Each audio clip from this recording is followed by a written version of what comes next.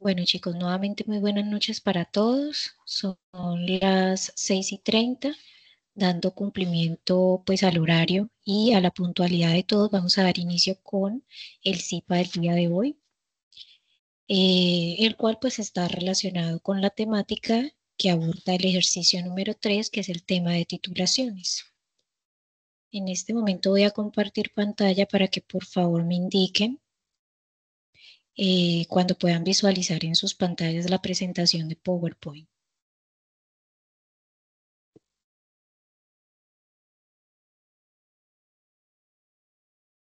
Me indican, por favor, cuando puedan visualizar en sus pantallas la presentación. Ya se puede visualizar, profe. Bien. Bueno, chicos, entonces, como venía mencionándoles hace un momento, el CIPA de hoy pues está relacionado con el tema de titulaciones químicas. Este tema es el que se aborda de manera práctica en el ejercicio número 3. Recuerden que todos los ejercicios están adaptados a un estudio de caso, ¿sí? Que igual relaciona con cada una de la formación académica que tiene cada uno de ustedes en el desarrollo de este curso.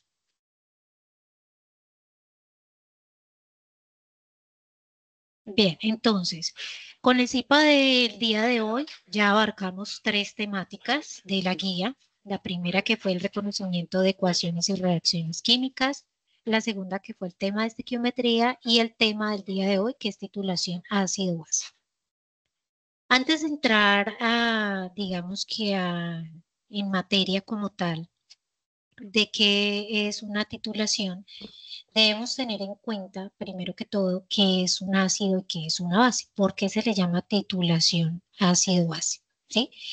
En ese orden de ideas, permítame, yo pongo un poco acá para sacar el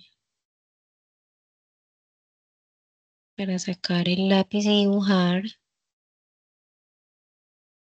Listo. Entonces, para poder determinar el término ácido tenemos dos teorías.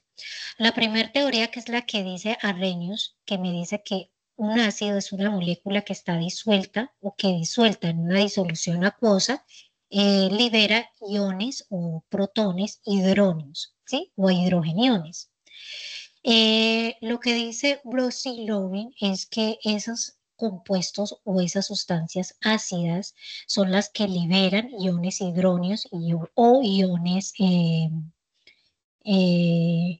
pues son como hidrógenos positivos, ¿no? Que son estos que ustedes ven o visualizan en este lado de acá, ¿sí? Entonces, ¿qué concuerda o digamos qué relación me está dando cada uno de estas teorías o cada uno de estos autores? Ambos están, digamos que, articulando o ambos están dando la misma respuesta y es que liberan iones hidróneos, ¿cierto? Que es en este caso el hidrógeno con carga positiva. Este es el que se conoce como ion hidróneo. Recuerden que en la tarea número 2 nosotros vimos los términos de átomo neutro y cuando el átomo deja de ser un átomo para convertirse en un ion. Ese ion es el que ustedes pueden visualizar que tiene una carga positiva o carga negativa, ¿cierto? Esa carga está siendo delimitada porque ha perdido o ha ganado electrones, ¿cierto? En el término del ácido, si se liberan hidróneos, como dice Arrhenius y Bronsted-Lowry, ¿qué quiere decir? Que obviamente la molécula debe llevar ese átomo de hidrógeno para que en disociación acuosa, ¿qué es disociación acuosa? Es decir, disuelta en agua, se pueda liberar ese ion. Entonces, para nosotros tener ácidos o reconocer los ácidos, debemos tener en cuenta dos tipos de formación de ácidos. Uno son los oxiácidos, que es la presencia del ion hidróneo o del átomo de hidrógeno unido a un óxido ácido, ¿sí? Unido a un óxido ácido. ¿Recuerdan la nomenclatura? El óxido ácido es el oxígeno unido a un elemento no metálico. Y también tenemos el otro tipo de ácido que es el ácido hidrácido. ¿Qué quiere decir el ácido hidrácido? Que el hidrógeno va a estar unido a un elemento metálico de la tabla, ¿sí? A un elemento metálico. Perdón, no metálico de la tabla. ¿Dónde encontramos los elementos no metálicos? Entonces tenemos gráficamente, ¿cierto? Que esta es la tabla periódica, que me está indicando que en este lado que tenemos el hidrógeno, ¿cierto? Él va a estar unido a dos tipos de sustancias. Uno, a los no metales, que son estos que ustedes visualizan en este cuadro o en este bloque en la tabla periódica, es decir, del 3A al 7A, ¿cierto? Porque los del 8A son gases nobles, tienen ya un carácter definido, ¿sí? Entonces va a ser el hidrógeno unido a los no metales, donde encontramos los hidrácidos, ¿cierto? Hidrógeno unido a un no metal, y tenemos también el hidrógeno unido a un óxido ácido, es decir, el oxígeno unido a un elemento no metálico. Es decir, que en los ácidos, si ustedes se dan cuenta o visualizan, hay presencia de elementos no metálicos, independientemente si es un hidrácido o un ácido oxácido. ¿Listo? ¿Qué me dicen? Que cuanto mayor sea el número de los iones hidróneos, ¿cierto? Mayor o más ácida va a ser la solución. ¿Por qué quiere decir esto? ¿O qué quiere decir esto? Porque recordemos que nosotros en el proceso de autoionización del agua, ¿cierto? Tenemos una escala, un rango que va de 0 a 14, ¿cierto? Cuando la concentración de los iones hidróneos es mayor, ¿cierto? Es mayor. La solución se va a hacer mucho más ácida, es decir, que esos rangos van a estar entre 0 a 6.5 o 6.9. Cuando tenemos una concentración de iones hidroxilos, perdón, ¿cierto? Cuando esta concentración de estos grupos es mayor, pues ya la solución va a ser ácida. Pero ¿de dónde sale este grupo hidroxilo? Ya vamos a ver, ¿sí? Entonces, tenemos claro lo de los ácidos, cómo los podemos identificar, cómo los podemos clasificar, cómo los podemos diferenciar, ¿cierto? Hasta aquí ya todo está claro. Entre mayor sea la concentración de hidróneos, más ácida va a ser la solución, ¿sí? Y ya lo voy a explicar más adelante con la escala del pH que se da a partir de la autoionización del agua, para poder nosotros conocer esas concentraciones en, digamos que en relación de proporciones en unidades molares, ¿cierto? Sí, es mayor la cantidad de hidróneos, pero ¿en qué cantidad?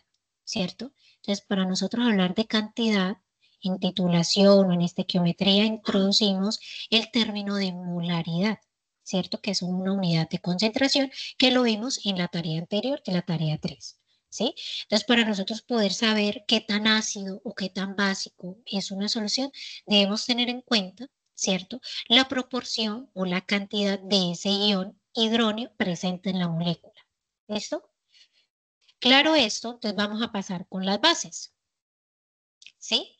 Las bases igualmente según dos teorías, la teoría de Arrhenius y Bruce-Lowry, fueron los dos autores que trabajaron la autoionización del agua para poder determinar las proporciones definidas de cada uno de estos iones. ¿Qué dicen ellos? Que una solución básica o una base, ¿cierto? Un compuesto básico está conformado principalmente por iones hidroxilos. Si recuerdan nosotros en la tarea igual, en la nomenclatura en la tarea 2, habíamos mencionado que una sustancia ácida, perdón, básica, ¿cierto? Básica, se iba a diferenciar de la ácida porque representaba o estaba representada por el grupo hidroxilo. El grupo hidroxilo es el oxígeno en unión o en enlace con el hidrógeno. Y él va a tener una carga negativa. ¿Por qué tiene una carga negativa? Porque recordemos que el hidróxido está en el grupo 6A, ¿cierto? Por tanto, para él cumplir su octeto, necesita dos electrones, ¿cierto? Pero en este caso, solamente el hidrógeno, como tiene uno, solo le está dando uno. Entonces, 1, 2, 3, 4, 5, 6, y aquí tiene el 7 de él, ¿cierto? Normalmente, el átomo del oxígeno tiene 6 electrones. Miremos, voy a dibujarlos con verde. 1, 2, 3, 4, 5 y 6. Por eso está en el grupo 6A. ¿Cuánto le faltan para llegar a 8? O sea, para poder cumplir con la configuración electrónica más estable le hacen falta 2 para llegar a 8, ¿cierto? En este caso, el hidrógeno solo le está dando 1, ¿cierto? Es decir, que por eso a él le queda una carga negativa. ¿Sí? ¿Por qué le queda una carga negativa? Porque tiene un electrón desapareado. ¿Sí? Está en constante movimiento, está resonando en la molécula, listo para reaccionar. ¿Sí? ¿Y reacciona con quién? Este átomo o este electrón que está aquí va a reaccionar con un elemento metálico de la tabla. Metálico. Recuerden que los ácidos reaccionan o se unen mediante enlaces con elementos no metálicos, no metálicos, el último bloque de la tabla periódica. En este caso, las bases, ¿cierto? O los hidróxidos van a estar unidos principalmente a elementos metálicos de la tabla, es decir, de los elementos de transición que son los de la mitad hacia la izquierda, ¿cierto? De los elementos de transición hasta la izquierda, todos esos son elementos metálicos y cualquiera de ellos puede formar una base junto con el ion hidroxilo. ¿Listo?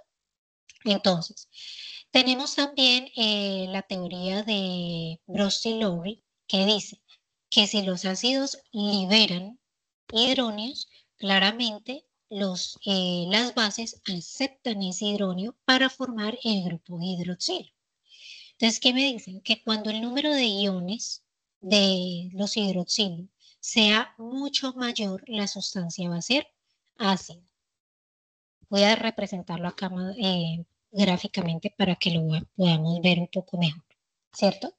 Entonces tenemos los hidróneos, que son los hidrógenos con carga positiva, y tenemos los hidroxilos, que es el grupo OH con una carga negativa, ¿cierto? Que este va a estar unido a un elemento no metálico, ¿cierto? Voy a escribir aquí no metal. Y este va a estar unido a un elemento metálico de la tabla, ¿cierto? Eso es lo que acabé de explicar. Eso los diferencia a cada uno y mediante eso usted lo puede representar o clasificar o diferenciar dentro de la reacción química. ¿Listo? Ahora, ¿qué me dice la teoría? Que cuanto mayor sea esta cantidad, esta concentración de hidróneos, más ácida va a ser la solución o la sustancia, ¿cierto? Y entre mayor sea la concentración de los grupos hidroxilo, más básica va a ser la solución o la sustancia, ¿sí? Ahora, ¿hay otra forma de verlo? Claro. Si se dan cuenta, si va de 0 a 14, ¿cierto? Las concentraciones van a ir aumentando de izquierda a derecha. De ser que en cuanto mayor vaya siendo la relación de la acidez o la basicidad, la concentración de los iones hidróneos va disminuyendo, ¿cierto? ¿Cierto? Si yo la voy aumentando, sigan la línea verde, ¿cierto? Si sigo aumentando, esta concentración de iones hidróneos va a disminuir hasta cierto punto y va a empezar a aumentar la concentración de los grupos hidroxilos. Ahora, ¿qué pasa cuando ambas son iguales? Cuando la concentración de ambos son iguales es lo que se conoce como una sustancia a un pH 7 y se conoce como una sustancia neutra. ¿Sí? Tiene un pH neutro. ¿Qué es el pH? Es el potencial que me mide el rango de concentración de los grupos hidróneo y los grupos hidroxilos. ¿Sí? Y que esa escala salió a partir de la autoionización del agua.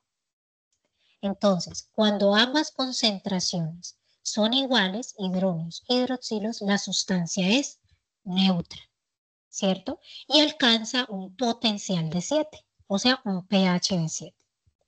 Cuando el potencial es menor a 7, o entre más pequeño sea, la sustancia va a tener mayor concentración de H positivo, o sea, el ion hidróneo, y la sustancia va a ser más ácida. Pero cuando los grupos OH o el hidroxilo o la sustancia básica sea mucho mayor, ¿cierto? Más alcalino o más basicidad va a tener la solución. Entonces, ese potencial que establece un rango de concentración va de 0 a 14, ¿cierto? menor a 7 ácido, mayor a 7 base. Hay diferentes formas de nosotros determinar ese pH, pero vamos a mirar primero en qué radica la escala o en qué radica la variación de ese potencial, ¿sí? ¿Cómo se mide ese potencial? Ese potencial se mide mediante dos ecuaciones. Una es la ecuación del pH para conocer la concentración de los iones hidrógenos y otro es el pOH para conocer la concentración de los grupos hidroxilos, o sea, los OH. Estos potenciales son los que me permiten medir el rango de acidez o basicidad y ese rango va de 0 a 14, ¿sí? ¿De dónde salió ese rango? De la autoionización del agua, ¿cierto? La cual yo debo sacar el menos logaritmo de 1 por 10 a la menos 7, porque va de el primer rango de 1 a 7 los ácidos, y el otro que va también de 7 a 14, ¿sí? Entonces, cuando yo saco el menos logaritmo de eso, me va a dar 14. Por tanto, de ahí sale el rango en el cual se mide ese potencial. Tenemos diferentes sustancias que están relacionadas o articuladas con ese tipo de potencial. Ejemplos, si nos vamos a la vida cotidiana, ¿cierto? Tenemos, por ejemplo, el detergente, la crema dental, que tienen pHs altos, es decir, la concentración de los grupos hidroxilos es más alta, por tanto, esas soluciones son básicas. Pero tenemos otras sustancias, como por ejemplo, si vamos para un uso tópico, ¿cierto? Todo lo que tenga que ver con cremas, todo lo que vaya sobre la piel, tienen pHs neutros. En ese pH neutro, ¿por qué? Porque ambas concentraciones son iguales y no va a provocar un desequilibrio en las capas que tiene la piel y pues posteriormente llegar a dañar el tejido. Por eso esos productos tópicos deben tener ese tipo de pH. Ahora, sustancias como el zumo de naranja, el vinagre, todos los frutos cítricos en general tienen pHs ácidos, es decir, la concentración del hidrógeno H positivo va a ser mucho mayor, ¿cierto? Entonces esa es como la clasificación que ustedes deben tener en cuenta a la hora de interpretar su estudio de caso. ¿Por qué? Porque ustedes le van a presentar una situación en particular en el ejercicio y usted le van a dar una ecuación. Entonces debe primero que todo en la ecuación diferenciar cuál es la sustancia ácida y cuál es la sustancia básica, ¿sí? Y ya vimos cómo representarlas, ya vimos cómo diferenciarlas. Y también, por lógica, también definir, de acuerdo a su concentración, en qué rango está ese potencial para poder ahí sí confirmar y comprobar que la sustancia es ácida o básica según un rango específico, ¿cierto? Que va de 0 a 14. Bien, ahora ¿cómo medimos ese potencial? Ese potencial es el potencial de hidrógeno, pero las siglas se conocen, ustedes lo encuentran en la web y en algunos libros como pH, ¿sí? Pero realmente es un potencial que me mide la cantidad de hidrógenos presentes en esa sustancia. Está determinado o elaborado mediante un electrodo que tiene pues obviamente una carga positiva y una carga negativa y va a atraer hacia él solamente la positiva del ion hidrógeno para poder estabilizar un rango en ese potencial.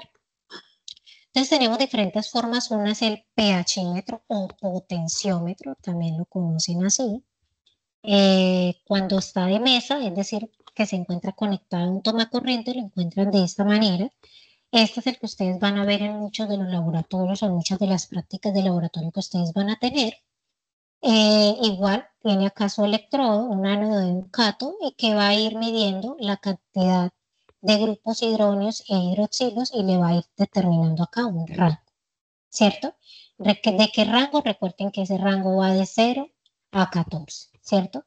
Que entre más poquito sea el ion H positivo, o sea, el hidrógeno, van a ser básicas las sustancias, ¿cierto? Y en el otro lado van a ser ácidas. Y el pH va a ser neutro, va a ser de 7. ¿Sí? Entonces él ahí en el tablero le va a ir mostrando el rango de ese potencial. ¿Sí? Y usted ya sabe, ¿cierto? Ya lo vimos, que si ese potencial es menor a 7, hay mayor cantidad de H positivo, o sea, hidrógenos. Y si ese potencial es mayor a 7, entonces va a haber o vamos a tener mayor concentración de los iones hidroxilo. ¿Listo? También encontramos los pHímetros o potenciómetros portátiles, también encuentran muchos de ellos en los laboratorios. Estos son los que se utilizan más para salidas de campo, ¿cierto? Pero tiene la misma funcionalidad, les va a dar y establecer un rango. Y también va a tener su electrodo, ¿cierto? Que le va a medir la cantidad de iones hidróneos y hidroxilos. También encontramos unas formas más prácticas que son las cintas de papel indicador. Esas cintas de papel indicador tienen un color específico de acuerdo al rango, ¿sí? Entonces lo que usted hace es sumergir la tira en la solución y comparar con la escala de colores. Esa escala de colores de acuerdo al rango de 0 a 14 que ya les he venido hablando durante todo este rato, ¿sí? Entonces es como la forma más práctica y fácil para medir el pH. No hay necesidad de tener la cinta sumergida por mucho tiempo. Con que la solución impregne el papel, ya usted lo puede retirar y comparar en la escala de colores. ¿Listo? Los colores cálidos los encontramos en los ácidos, ¿cierto? O sea, amarillo, naranja. Los colores más fríos, azules, morados, ¿cierto? Los vamos a encontrar en las sustancias básicas o alcalinas. Bien, también tenemos unos indicadores universales que son los que se utilizan para el tema que vamos a ver a continuación, que es para las titulaciones, ¿sí? Estos indicadores van a cambiar de acuerdo al rango del pH, entonces los más comunes son los que les tengo o les traje acá en la tabla, que son con los que más se utilizan las titulaciones. El primero es el azul de timol, él va a cambiar de color amarillo, que es su color, su estado natural del reactivo, va a cambiar a rojo únicamente en pHs de 1,2 a 2,8. El azul de bromofenol va a cambiar a azul, en este caso es para sustancias, digamos que van en el momento de la transición a la basicidad, ¿cierto? Cambian de color azul entre 3 y 4,5. El azul de bromotimol, que ese sí, pues lo ven ustedes en la práctica de laboratorio, cambia, es también para indicadores de transición a bases y cambia de color azul entre pHs de 6 a 7,8. El azul de timol, púrpura, también para bases, entre 8,10 y 9,5. El anaranjado de metilo, que también pues lo utilizamos junto con la fenolftaleína. En este caso, el anaranjado de metilo cambia a rojo, es para ácidos, cuando la solución se encuentra entre 3 y 4,6. El rojo de metilo también para ácidos y cambia de 4,2 a 5,3. La fenolftaleína, que también la vamos a utilizar, la utilizan en el laboratorio y es la que vamos a utilizar en los estudios de caso de manera teórica, tiene incoloro a pHs menores a 8 y pHs mayores a 8 va a tornar colores fucsia o rosas pálidos. El tornasol es prácticamente la tira de papel indicador que ustedes pueden mirar. Cuando es una sustancia ácida, el papel tornasol se torna rojo y cuando la sustancia es alcalina o básica se va a tornar de color azul. Esto es solamente, este indicador es solamente para indicar ácidos y bases, pero no me van a poder permitir un rango en el potencial. ¿Listo? ¿Por qué se utiliza más la fenolftaleína? Porque si se fijan, la fenolftaleína es incolora a pHs inferiores a 8, ¿sí? Es decir, que no vamos a tener, digamos que cambios bruscos en coloraciones de acuerdo a los cambios del pH o del potencial, ¿sí? Entonces, por eso casi en todas las ocasiones para las titulaciones, que son para estándares de calidad, independientemente del campo de acción, se utiliza la fenolftaleína, porque la fenolftaleína en las titulaciones, que ya vamos a entrar en el tema, es para indicar un rango de neutralidad, es decir, cuando llega un pH 7. Entonces, si en pH 8 está fucsia, en un rosa pálido, él llega a un pH neutro, ¿sí? Y es lo que nos pasa muchas veces en los laboratorios, que dejamos caer demasiada sustancia y no logramos llegar a ese rosa pálido, sino que casi siempre en todas las prácticas llegamos a fucsia. ¿Listo? Entonces, estas son las formas en las cuales nosotros podemos medir esos rangos de los potenciales de hidrógeno o pH, ¿sí? Y que de acuerdo a esos rangos, como ya hemos visto, ustedes pueden delimitar si la sustancia es ácida o básica y también pueden delimitarlo de acuerdo a términos de concentración de hidróneos o hidroxilos. ¿Listo? Bien. Ahora, vamos a entrar en materia con el tema de titulación ácido-base. Pero antes de entrar allí, quisiera saber si alguno de ustedes presenta alguna duda, inquietud frente a la diferencia de un ácido, una base y la forma en la que se puede medir antes de pasar al tema, porque sí es algo que debe quedar claro, porque se da primero que todo a partir de la reacción de un ácido y de una base. Y para poder partir de la reacción ácido-base, yo tengo que tener claro qué es un ácido y qué es una base, ¿sí? Entonces, chicos, si alguno tiene alguna inquietud,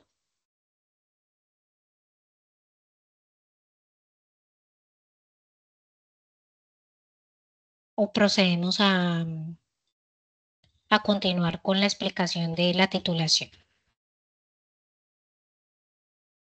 Chicos, ¿sí me están escuchando? Sí, señora. En mi caso no tengo ninguna duda. Bien, listo. Muchas gracias por responder. Entonces vamos a continuar con la presentación de titulación. Para poder comprender el tema, por eso en la guía ustedes tienen el montaje de una titulación, para que puedan simular, ¿cierto?, cómo se va a llevar a cabo esa reacción. Las reacciones de titulación ácido-base son reacciones de neutralización, como les mencionaba, en la cual se va a neutralizar una sustancia ácida o una sustancia básica. Dentro de la reacción de neutralización, yo lo que voy a formar es una sal y voy a formar agua, ¿sí?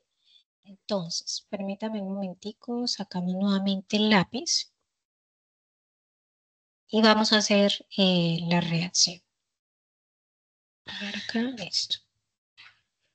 Entonces, vamos a poner un ejemplo sencillo de la reacción. Dijimos que el ácido era el hidrógeno con un no metal, ejemplo el ácido clorhídrico, y la base era un elemento metálico unido al grupo hidroxilo, o sea, el hidróxido de sodio. Como producto de esa reacción ácido-base, yo que voy a obtener el cloruro de sodio, que es la sal común, más agua, ¿sí? Por eso se conocen, se identifican, se clasifican las reacciones de neutralización. Porque primero se da únicamente entre ácido-base y de esa reacción se obtiene sal y agua. ¿Listo? Eso es lo que me neutraliza la reacción. Y esa neutralización me da pHs neutros. Entonces, cuando se forma esto, ¿cierto? Cuando se forma esto, la base más el ácido me va a llegar a un pH de 7, ¿cierto? Recordemos que mayor a 7 era básico, o pongámoslo aquí en 7, hagamos la línea aquí grande para que, es que está al revés. Dejémosla dibujada acá abajo mejor, ¿sí? Va a ser solución básica, mayor a 7, ¿cierto? En este rango va a ser básica, y menor a 7, entonces va a ser ácida. Pero cuando se unen las dos, ¿cierto? Cuando reaccionan ambas, las concentraciones del ácido y la base, o sea, del ion hidronio y del ion hidroxilo, o H's, y en este lado hidronio, ¿cierto? H positivo, van a ser iguales. Cuando esto es igual, la solución se vuelve neutra. ¿Por qué? Porque forma una sal y está formando agua. Y la sal en el agua forma iones, o sea, están completamente dispersos en el agua. Por tanto, cuando se mida el potencial, el pH va a ser de 7. Pero dentro o más allá del potencial, yéndonos más a la química, ¿cierto? Más profundo, sé que el pH es 7, sé que la solución está neutra porque se ha formado una sal y agua. En este caso, el cloruro de sodio y el agua. Ahora, ¿cómo hacemos eso realidad? Tenemos el agente titulante, ¿cierto? Que en este caso aquí va a ir el grupo hidroxilo, o sea, el hidróxido de sodio con el ejemplo que estoy dando. Y en la parte de abajo vamos a tener el ácido, que es el HCl, el cloruro de hidrógeno, ¿cierto? O el ácido clorhídrico. Adicional al analito, a titular, que en este caso, pues pongo el ácido clorhídrico, pero puede ser el vinagre, puede ser un zumo de naranja, puede ser un jugo cítrico, puede ser el jugo de limón, porque vamos a mirar o vamos a determinar la cantidad de acidez que tiene esa sustancia, que eso es el principio del estudio de caso de cada uno de ustedes, ¿cierto? La acidez que presenta cada una de esas muestras, ¿sí? Adicional a ello, vamos a tener un indicador universal, ya los vimos, y nosotros vamos a usar la fenolftaleína. ¿Listo? La fenolftaleína, recuerden que ella cambia a fucsia cuando el pH es mayor a 8. ¿Sí? Entonces, ¿cómo funciona? Tenemos las dos muestras ya listas, montadas. Lo que hacemos es abrir la llave. Cuando abrimos la llave, iniciamos el proceso de titulación. Tenemos tres momentos. El momento cero, que es cuando no hemos agregado nada de hidróxido, o sea, no hemos abierto la llave. El momento uno, que es cuando yo ya abro la llave, ¿cierto? Y dejo caer, dejo caer, ¿cierto? Y cierro la llave cuando la solución se torna a rosa pálido. Recuerden que la fenolftaleína cambia a fucsia, cuando el pH es mayor a 8, ¿sí? Entonces, en rosa pálido es porque está en el momento de transición, es decir, está entre 7 y 8 el pH, pero sigue estando neutro, ¿sí? Entonces, con eso yo conozco que debo cerrar la llave. En ese momento, en ese punto, yo debo cerrar la llave porque se supone que en ese punto estoy llegando a la neutralidad. Pero eso tiene un principio, tiene un nombre y tiene un fundamento. Y eso se llama punto final o punto de equivalencia. El punto final es cuando usted lo ve de manera visual, cuando usted cierra la llave, cambia de color. Y el punto de equivalencia es cuando llega a la neutralidad, cuando cambia un pH neutro, ¿cierto? O sea, 7, que se conoce como la neutralidad. La titulación me permite determinar las concentraciones de una solución ácida o básica desconocida mediante la neutralización controlada. ¿Sí? Entonces debo tener en cuenta el punto final, el punto de equivalencia, ¿cierto?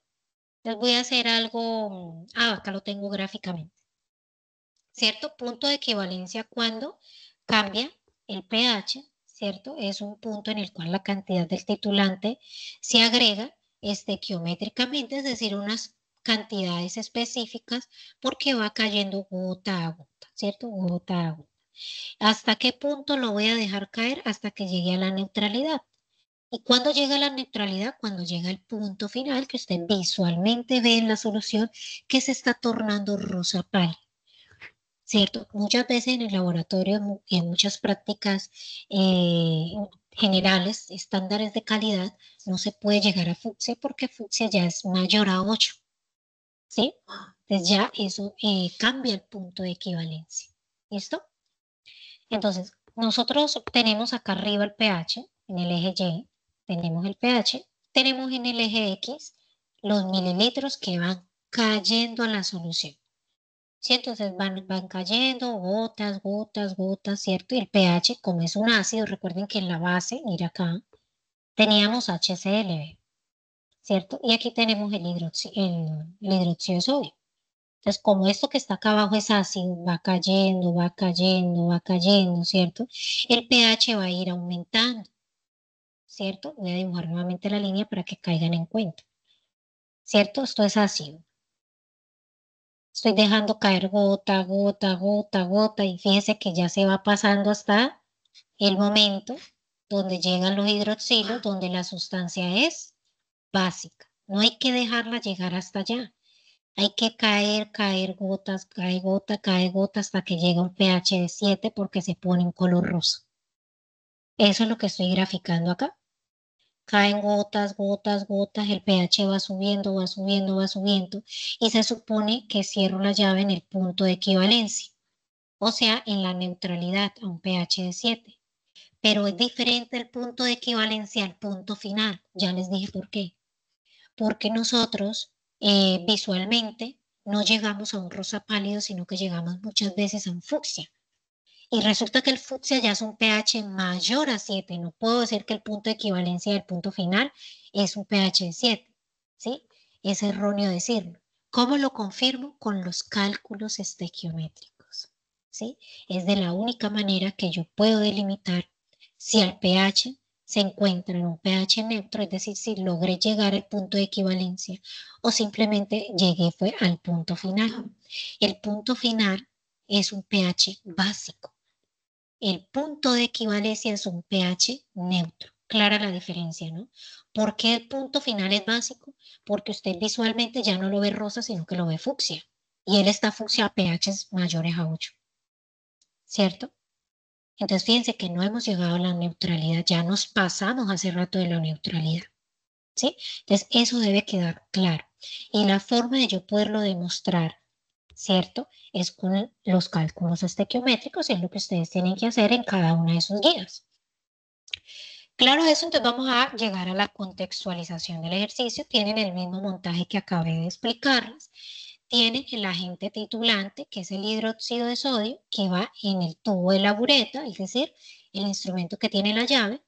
Y en la parte de abajo tienen ya la solución ácida. Pero fíjese que ya la solución ácida se la dan como punto final. ¿Por qué punto final? ¿Quién me dice?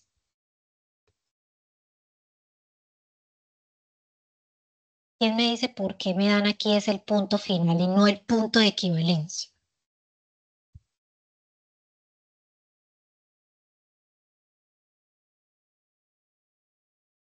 ¿Qué acabé de decir con el punto final?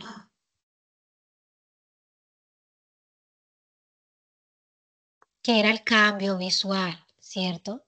Que era el cambio visual, o sea, cuando la solución pasa de transparente a fucsia, ¿cierto? Ya me he pasado de la neutralidad. Lo que yo voy a determinar en los cálculos, ¿cierto? Es qué pH tiene esa solución cuando yo me gasté 18 mililitros. Entonces, miremos el caso en particular para poder entrar en el contexto. Entonces, tienen un ácido, que es el ácido nítrico, que se emplea para descomponer muestras biológicas, como tejidos y fluidos. Bueno, después de la adición del ácido, quedan listos para el análisis biológico médico. Permítanme que esto acá me quedó corrido. Eso sí. Entonces, me dice que quedan listos para su análisis biológico o médico y para eso se tiene una muestra de 12 mililitros de ácido nítrico, ¿cierto? Y se valora con un agente titulante que es el hidróxido de sodio, ¿cierto? Ese hidróxido de sodio tenemos una concentración conocida, le dan 4,5 molar, la M mayúscula es molar. Para que el ácido logre descomponer las muestras biológicas, o sea, las bacterias, se requiere una concentración mínima de 9,5 molar. Entonces, la primera pregunta es que hay que determinar la concentración del ácido nítrico en la muestra. Entonces, tiene una muestra normal de un fluido, ¿cierto? O de un tejido, y le van a adicionar el ácido nítrico para que descomponga esas bacterias. ¿Cuánto tienen de ese ácido? 12 mililitros. Por eso acá abajo dice 12 mililitros, ¿cierto? 12 mililitros del ácido. ¿Esto a qué concentración está? No lo sé, es lo que voy a hallar, ¿cierto? Tienen el agente titulante, es decir, lo que voy a usar para neutralizar ese ácido, y me dice que gasté 18 mililitros de ese hidróxido que está al 4,5 molar, ¿cierto? Para que esto de acá abajo logre inhibir o logre exterminar esas bacterias, debe estar a 9,5 molar. ¿Será que está a 0,5 a 9,5 molar? No sé lo que vamos a hallar. Luego de eso vamos a analizar si la concentración del ácido es adecuada o no para el tratamiento de las muestras biológicas. Una vez que yo determine la concentración de este ácido, comparo el resultado con 9,5. ¿Es mayor, menor? ¿Sí? Y ahí sí puedo dar respuesta literal B. Para calcular el potencial de hidrógeno, pH es potencial, recuerden que ya vimos eso, ¿cierto? Vamos a depender de la concentración del ácido. Entonces ya digamos que contextualizado el ejercicio, vamos a mirarlos paso a paso. Lo primero que tengo que hacer es identificar la reacción química que se está dando, ¿cierto? Tengo el ácido nítrico más la base, tengo el ácido y la base, que juntas cuando se mezclan forman la sal, nitrato de sodio y agua, que era uno de los principios que habíamos mencionado en la teoría que se debe formar sal y agua, ¿cierto? La relación es 1 a 1 para este ejemplo, pero recuerden que ustedes deben confirmar si la ecuación está balanceada o no. Recuerden que tenemos unos coeficientes estequiométricos que son los que me permiten balancear la ecuación. Entonces, lo primero es plantear la ecuación. Segundo, lo que van a hacer es balancear, es decir, que a ambos lados de la flecha tengan la misma cantidad de átomos de cada uno de los elementos, ¿sí? En este caso es 1 a 1, porque 1 a 1. Miremos aquí cuántos hidrógenos hay. 1 más 1 sería 2. ¿Cuántos hay al otro lado? 2, bien. Oxígenos acá hay 3 y con este de acá 4. Ahora al otro lado de la flecha, acá hay 3 y con este 4. ¿Cuántos sodios hay? 1 y a este lado 1. ¿Cuántos nitrógenos? 1 y 1. Por eso la relación es 1 a 1. El coeficiente de cada una de esas sustancias es 1. No aparece, pero es como si hubiese un 1. De lo contrario, pues no aparecería en la sustancia. Claro eso, ahora sí vamos a determinar las moles. ¿Para qué las moles? Para poder hallar la molaridad, o sea, la concentración, la cantidad que hay de ese ácido en la muestra. Entonces, las moles, voy a escribirlo acá, las moles, perdón, la molaridad es igual a las moles sobre los litros, ¿cierto? Pero resulta que yo del hidróxido tengo es la molaridad. Me voy a devolver al ejercicio, mire. NaOH, ¿cuánto tengo? 4,5 molar. Entonces voy a despejar la molaridad para hallar las moles de ese hidróxido. ¿Listo? Entonces, ¿cómo lo hago? Esto me queda que las moles van a ser igual a la molaridad por los litros de esa solución. La molaridad la tengo, sí, el ejercicio me dice que son 4,5 y los litros también, pero en otra unidad. ¿Cierto? Tengo el volumen, no en litros, sino en mililitros. Devolvámonos a ver. ¿Cuánto tengo de hidróxido? Mire, me están dando 18 mililitros. Es decir, que estos 18 tengo que pasarlos a litros, ¿cierto? Entonces, 18 mililitros por si un litro tiene 1000 mililitros. Entonces, lo que hago es dividir. Y de ahí, entonces, me sale el 0,018 litros. ¿De dónde sale ese 0,018 litros? De convertir 18 mililitros a litros. ¿Listo? El 4,5 es la molaridad. Mire, estoy solamente reemplazando la ecuación. Esta ecuación es la que estoy reemplazando. Mol es igual a la molaridad del hidróxido por los litros del hidróxido. ¿Cuántas moles del hidróxido tengo? 0,081. Ahora, como la relación es 1 a 1, pues por lo tanto voy a tener las mismas moles del ácido. ¿Cierto? ¿Por qué? Porque la relación es 1 a 1. Ahora vamos a hallar la concentración del ácido. Recuerden que la molaridad es igual a moles sobre litros. ¿Tengo las moles? Sí, ya las tengo. Miren, las acabé de hallar, 0,081. ¿Sí? El volumen no tengo claro. El ejercicio me está diciendo que yo tuve 12 mililitros. Miren. Entonces, recuerden que estos 12 mililitros debo convertirlos a litros. ¿Por qué? Porque la ecuación de la molaridad dice que es mol sobre litros. ¿Listo? Entonces aquí simplemente reemplazo, ya lo he convertido a litros. Mire, 12 dividido 1000 me da 0,012. Hago la operación matemática y me da 6,75 molar. O en otras palabras, mol sobre litro. ¿Listo? Es decir, que la respuesta del literal A es 6,75. Como ya tengo la molaridad, ahora sí resuelvo el literal B. ¿Qué dice el literal B? ¿Es adecuado el tratamiento a esa concentración? ¿Cuál es la concentración que me dice la guía? Que es 9,5. Y la concentración real, la que yo calculé, ¿cierto? Es de 6,75. De 6,75 es mucho menor que 9,5. Por tanto, esa concentración no es la adecuada para exterminar o tratar ese tipo de organismos. ¿Listo? Eso es lo que compete el literal A y el literal B. Antes de continuar con el C, que es otro procedimiento diferente, quisiera escuchar las dudas e inquietudes que se presentan de este ejercicio. Ahora, hay que tener en cuenta que por esto se hace así porque la relación es 1 a 1.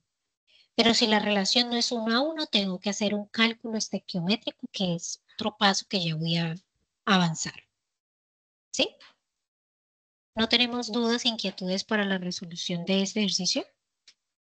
Bien. Como no tenemos dudas, recuerden que no puedo ver el chat. Eso, entonces mejor prendan el micrófono para poderlos escuchar porque no puedo mirar el chat. Vamos a hacer un ejemplo cuando la relación no es 1 a 1, es decir, cuando hay presencias de coeficientes estequiométricos. Cuando hay coeficientes estequiométricos, tengo que hacer el cálculo de la concentración y tengo que utilizar la estequiometría, ¿sí? Entonces, en este caso, mire que ya balanceamos la ecuación, ¿cierto? Ya la balanceamos. Ahora vamos a ver o vamos a hacer la conversión, ¿cierto? Es lo mismo que hemos hecho hasta el momento, las moles del hidróxido, ¿sí? La molaridad por los litros, me daban las moles. Esperen, saco el puntero, ¿cierto? Este paso hasta aquí, ya todo bien. ¿Cuándo cambia? Porque en algunos ejercicios, no en todos, va a ser 1 a 1. En otros van a tener que balancearlo. Entonces, hagan primero el paso de balancear la ecuación. Si todo es 1, perfecto porque nos acorta este paso. Pero si no, entonces vamos a aplicar este cuarto paso. Y es aplicar el factor molar. Entonces tengo las moles del hidróxido, mírenlas, ¿cierto? Hasta aquí todo bien. Y voy a aplicar el factor molar. Por 3 moles de hidróxido, mire, 3 moles de hidróxido, ¿por qué 3? Porque 3 es el coeficiente estequiométrico del hidróxido. Reaccionan con cuántas moles del ácido. En este caso es 1, pero pues depende del ejercicio que a usted les haya correspondido, ¿cierto? Luego hago la operación matemática y el resultado pues van a ser las moles del ácido y ahí sí puedo reemplazar en la ecuación de la molaridad moles sobre litros. ¿Listo? Este cuarto paso que les dejé acá es solamente si tienen ecuaciones en las cuales tengan que balancear la ecuación. Si no balancean la ecuación, es decir, la relación es 1 a 1, pues no hay necesidad de aplicarlo y lo dejamos como estamos explicándolo hace un momento. ¿Listo? No aplicamos el factor molar, sino que simplemente decimos, como es 1 a 1, pues las moles del ácido van a ser las mismas de la base. ¿Listo? Y ya procedemos a reemplazar la ecuación de la concentración molar. Bien, claro eso, ahora sí vamos a pasar al literal C. Y me pide determinar la concentración, perdón, el potencial de hidrógeno, o sea, el pH. El pH va a ser igual al menos logaritmo de base 10 de la concentración de los iones hidróneo, ¿sí? ¿Cuáles son los iones hidróneos? Estos, que están presentes en el ácido. ¿De dónde salió este 6,75? Del paso anterior, miren, 6,75 es este paso. Esta concentración del ácido es la misma que yo debo poner en la concentración de los H positivos, o sea, de los iones hidróneos, ¿sí? Por eso aquí les puse esta aclaración. H más va a ser igual a 6,75 molar, ¿sí? Luego reemplazo en la ecuación del pH. El pH va a ser igual al menos logaritmo de 6,75. Hago la operación matemática y ¿qué me dice?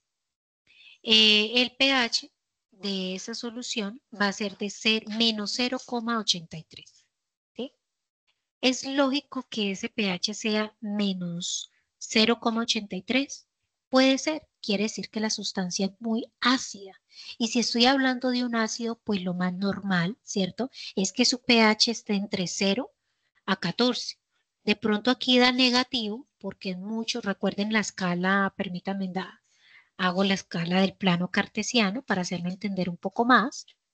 Recuerden que aquí tenemos el 0, aquí tenemos el 1, el 2, el 3, el 4, bla, bla, bla, sigue, ¿cierto? Aquí tenemos -1, acá -2, -3, ¿cierto? Quiere decir que este menos 0,68 está como, voy a ponerlo de color verde, está como por este rango de acá. Quiere decir que esa sustancia es demasiadamente ácida, ¿cierto? Porque tiene un pH muy por debajo del potencial o del rango del potencial, ¿sí? No es normal que nos den este tipo de pHs, pero pues esto es lo que da el ejercicio, está bien. Esta es como la fracción que se hace, pero ustedes simplemente lo ponen en la calculadora, menos logaritmo, entre paréntesis, la concentración que les haya dado a cada uno de ustedes y ya les va a dar directamente el resultado, ¿sí? Pues digamos que este paso de acá es como para que ustedes vean como la precisión del dato, pero igual el resultado que arroja la calculadora es uno solo. Cuando la calculadora les arroje más una serie de números, después de la coma, vamos a tomar 3 cifras significativas. ¿Listo? 3, mínimo 2. Mínimo 2. ¿Por qué una no? Porque ya me va a dar un dato erróneo. O erróneo no, sino que va a tener un grado de incertidumbre. Es decir, yo no puedo decir, por ejemplo, que es 0,8. ¿Por qué no puedo decir que es 0,8? Porque qué tal que el número que siga sea 9. Y ya con el 9 aproximo ese 8 a un 9. ¿Sí? Por eso es que no podemos poner una sola cifra después de la coma. Acostumbrémonos a poner mínimo 2, máximo 3. ¿Sí? Y con eso ya tenemos un dato más verídico, confiable de los resultados. ¿Listo? Eso es lo que ustedes tienen que hacer, chicos, en el desarrollo del ejercicio. Claramente les tiene que dar pHs ácidos, es decir, pHs por debajo de 7, ¿cierto? Porque todas las muestras son ácidas. Estamos midiendo el rango de acidez, ¿cierto? O el rango de acidez de las sustancias en particular, ¿no? Porque algunos tienen ácidos, en el laboratorio, por ejemplo, van a hacerlo con muestras comerciales, jugos de naranja o naranja, fruta, ¿cierto? El zumo de la naranja, el limón, pero el procedimiento es el mismo. Esto es el mismo principio, es el mismo fundamento y el desarrollo del ejercicio para poder determinar ese potencial es el mismo. ¿Listo, chicos? Eso es lo que ustedes deben hacer y lo que está articulado en la guía. No sé si ustedes tengan alguna duda, inquietud frente pues a lo que se acaba de socializar antes de dar por finalizado el CIPA.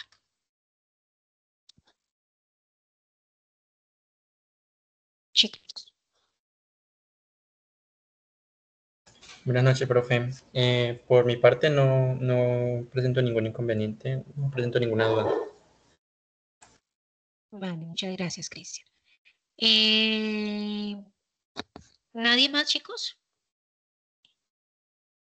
Bueno, como no tenemos dudas frente al desarrollo de los ejercicios, vamos a esperar hasta el día de mañana, pero recuerden que ustedes aquí, voy a aprovechar para mostrarles equipos, entran a su grupo que tenemos de química general, entran acá al enlace y van a ver la grabación. Vamos a entrar al de la clase anterior solo para mostrarles.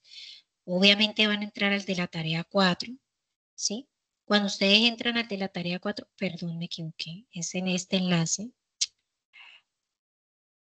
es acá, no aquí, sino en el enlace, ¿sí? En el enlace le dan clic y es que ustedes pueden ver las grabaciones. Mire, este es del CIPA 1, más arriba está el del CIPA 2, mírelo, ¿sí? Entonces, digamos que yo lo que hago para facilitarles el proceso es pasárselos a YouTube y pues la presentación igualmente dejárselas en línea para que puedan ustedes mismos, permítanme que se me enredó esto, química general, listo, ¿sí? Entonces, esperar que se me descargue la grabación mañana y les comparto la presentación igualmente en enlace, así como hice con la grabación del CIPAO. Entonces tienen el enlace de la grabación y tienen el enlace de la presentación. En este caso, pues es solo una que fue la que socializó. ¿Listo? Bueno, chicos, entonces, como no presentamos ninguna otra duda, inquietud, pues yo creo que ya podemos dar por finalizado el CIPA el día de hoy. Les agradezco a todos por la asistencia y cualquier duda, inquietud, pues me la pueden dejar saber por medio de Teams o mediante el grupo que ya tenemos en Teams. Recuerden seleccionar la letra, es muy importante que la seleccionen para que ustedes puedan evitar en confusiones. Fíjense que ya hay un foro, que hay una letra repetida, ¿sí? Y pues obviamente el que sube primero es el que se le da, se le respeta su selección. El que ya sube y selecciona la letra posterior a la fecha del primer estudiante, ya tiene que cambiarla, así tenga avances de la tarea. Esto porque las políticas del curso son así. No es porque de pronto yo no quiera colaborar en ese aspecto. Listo, chicos, muchísimas gracias a todos y que tengan una feliz noche. Vale, profe. Feliz noche.